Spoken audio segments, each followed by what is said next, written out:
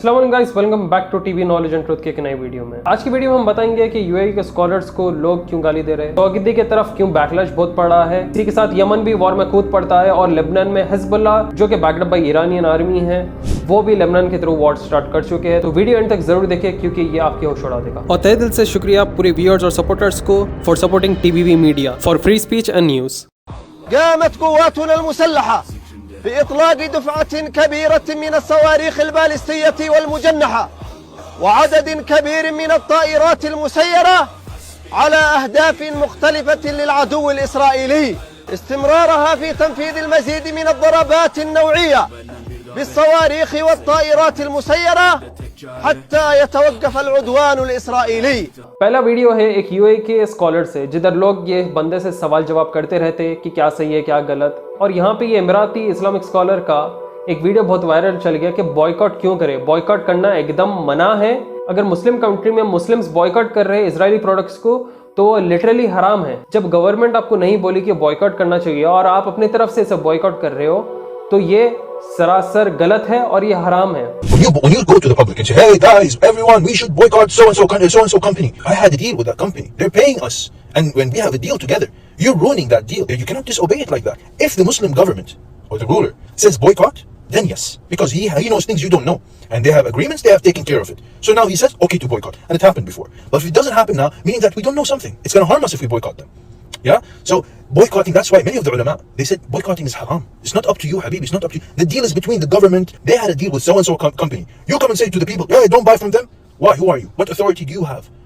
आप लोग को बता दें कि इमराती बिजनेसमैन जो यूएई के बिजनेसमैन शेख वगैरह है ये लोग इजराइल के साथ नॉर्मलाइजेशन बहुत पहले से रखते हुए आ रहे हैं। और आप लोग को बता दें कि यूएई में एक अब्राहम सर्कल नाम का एक बिजनेस पॉइंट है। ज्यूइश लोग, मुस्लिम लोग और कट्टर क्रिश्चियंस मिलकर बिजनेस करते हैं। ये अब्राहम सर्कल में सिर्फ टॉप एलिट्स के लोग रहते हैं। आप देखे होंगे मेरी previous video Arabs dancing with Israelis, वो अब्राहम सर्कल का ही वीडियो था। इनके हिसाब से, गवर्नमेंट के हिसाब से हम कोई प्रोडक्ट बैन करना चाहिए या हमें उन्हें सुनना चाहिए। रही बात kingship, dictatorship, democracy, these are not from the part of शरिया। ये यूएई के साथ सऊदी के थोड़े स्कॉलर्स ने बताया कि प्रोटेस्ट करना is not part of Islam, it's kind of बिदा, इनोवेशन है। उसी ओर पे सोशल मीडिया पे हंगामा कर दिए लोग कि ठीक है अगर प्रोटेस्ट करना बिदा है और ये पहले के ज़माने में हुआ नहीं करता था तो क्या कॉन्सर्ट्स रखना, शकीरा को बुलाना, वहाँ पे परफॉर्मेंस कराना, बड़े से बड़े इवेंट्स रखना, फीफा 2034 रखना, विजन 2030 रखना, क्या ये पार्ट ऑफ बिदा नहीं है? क्योंकि सऊदी का भी बीच में नॉर्मलाइजेशन रह रहा था, तुर्की का भी नॉर्मलाइजेशन इजराइल के साथ रह रहा था, मगर ये वॉर के साथ दोनों ने ख़त्म कर दिया।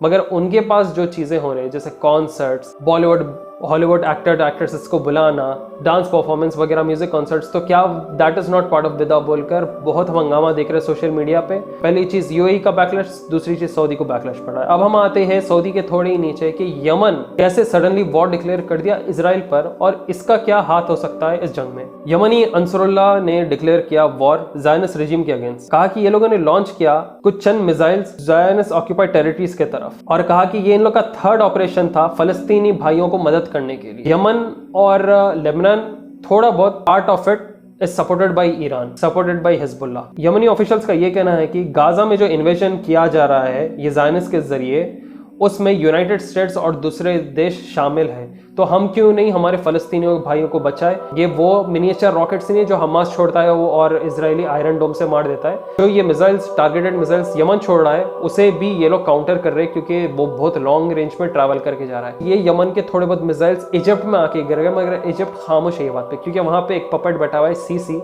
और ये सीसी पपेट कब बिठाया गया था? जब मोहम्मद मोर्सी जैसे बेहतरीन लीडर को भी ये लोगों ने शहीद किया था। सद्दाम हुसैन, गद्दाफी, मोहम्मद मोर्सी, ये तीनों को बहुत आखिरी तरीके से ये लोगों ने टारगेट करके मरवाया। यहाँ पे जीएश मीडिया ये बता रहा है कि यमन कुछ नहीं है, एक ईरानियन वेसल स्टेट है और ये लोग हम पे वॉर डिक्लेयर कर रहे हैं जो कि इलीगल है। वेल, अमेरिका से मदद लेना, दूसरे लोगों से आर्म एम्यूनिशंस की मदद लेना और मासूम सिविलियंस को मारना ये गलत नहीं है क्या? ये टेरर नहीं है क्या?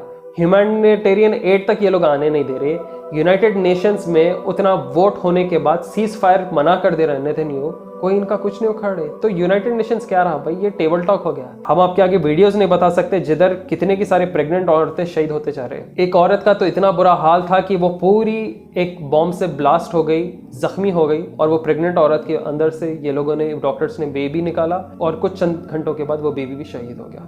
तो इतना खतरनाक टेरर इजराइल फैला रहा है और मीडिया चुप बैठी हुई है। अल जजीरा की रिपोर्ट्स के हिसाब से आपको मालूम है कि इजराइल नेतन्याहू सीज फायर को रिजेक्ट करने के बाद और क्या कर रहा है, ये एयर स्ट्राइक किया तुर्किश फलस्तीनियन हॉस्पिटल को, और फलस्तीन के रेड क्रिसेंट जो कि एम्बुलेंस वगैरह मेडिकल एड है उसके वेयरहाउसेस को इजराइल ने मिसाइल्स डाल के डैमेज किया। मतलब हॉस्पिटल्स एड तक भी ये लोग पहुंचने नहीं दे रहे, लोग वहां पे मरना या वहां से चले जाना। तकरीबन 10,000 लोग अभी तक शहीद हो चुके हैं, जिसमें कई सारे औरतें, बूढ़े और बच्चे जख्मी हैं। और अल जजीरा की रिपोर्ट के हिसाब से हमास ने एक वीडियो रिलीज किया कैप्टिव्स का, प्रिजनर शॉपिंग का, और क्रिटिसाइज किया इजरायली गवर्नमेंट को कि ये लोग अपने लोगों को बचाना नहीं चाह रही, अपने प्रोपेगेंडा पे चल रहे और बस ग्रेटर इजराइल के पीछे पड़े हुए हैं। ये कोई तरीके से अपने लोगों को बचाने नहीं चाह रहे। खुद के इजरायली लोगों को ये लोग, जब हमास ऑर्गेनाइजेशन ने हॉस्टेज लिया तो ये लोग उनको भी छुटाना नहीं चाह रहे। ये लोग कैसे छुटेंगे, क्योंकि एक राज खुल चुका है, और वो राज है secret documents between Israel and Egypt. Israeli government admits internal report recommended forcing all Gazans into Egypt. मतलब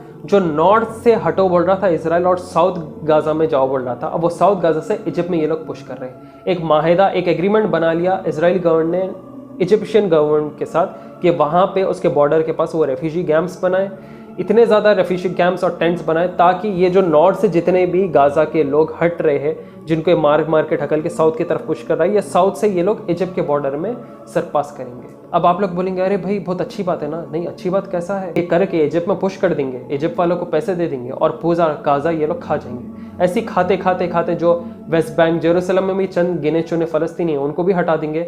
इसके बाद ये अपना ग्रेटर इजराइल का एजेंडा पूरा करेंगे। ये लोग अपने मसीहा के लिए रुके हुए हैं। ये लोग बोलते हैं ये हमारा प्रॉमिस लैंड है और ये प्रॉमिस लैंड के साथ हमारा मसाया आएगा और पूरी दुनिया में हुकूमत करेगा। This is a religious war, not a war of land, not a war of territory. ये 10 पेज डॉक्यूमेंट था इजरायली मिनिस्ट्री ऑफ इंटेलिजेंस की तरफ से, और ये 13 अक्टूबर को डेट किया गया है, जिधर इनका प्लान है कि गाजा के तकरीबन 2 मिलियन पॉपुलेशन को इजिप्ट के सिनाई पेनिनसुला के पास ये लोग रेफ्यूजी कैंप्स बना के पुश करेंगे। देखो सुभान अल्लाह, कैसा इनका डॉक्यूमेंट रिलीज हुआ, कैसा ये लोग एक्सपोज हो गया है, कैसा ये लोग जमीन खा रहे। अब आप लोग को समझ में आ रहा ह्यूमैनिटेरियन एड जो ट्रक्स एड के साथ आ रहे, इजराइल क्यों नहीं आने दे रहा गाजा में, क्योंकि वो लोग, ये लोग जो शहीद हुए, ये लोग जो जख्मी है, वो लोग वहीं पे उनको ह्यूमैनिटेरियन एड मिल जाता, फिर वो लोग वो गाजा की स्ट्रिप नहीं छोड़ते बोल के इजराइल को मालूम है, और उसको गाजा की वो पूरी स्ट्रिप चाहिए। भाई हमास तो बस बहाना है, पूरे गाजा पे ये लोग को बस कब्जा करना है, और इलेक्ट्रिसिटी कट ऑफ हो जा रही है, इंटरनेट कट ऑफ हो जा रही है। वो वक्त पे इजरायली ट्रूप्स क्या कर रहे थे, वो लैंड ग्राउंड ऑपरेशन में एंटर कर रहे थे,